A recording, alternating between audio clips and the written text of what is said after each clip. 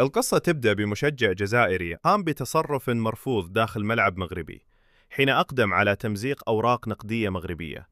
تصرف مدان لا يمثل الجزائر ولا الجزائريين، وهذه نقطة محسومة لا تحتاج إلى نقاش. لكن ما تلا الحادثة هو ما يستحق التوقف عنده، فالقضية تحولت بسرعة من تصرف فردي إلى ملف ثقيل. توقيف في المطار، حبس احتياطي، ضجيج إعلامي وعناوين عريضة، وكأن الأمر يتعلق بتهديد خطير للأمن العام، لا بمشهد عابر في مدرجات ملعب. السخرية هنا أن التركيز لم يكن على الفعل بقدر ما كان على هوية الفاعل.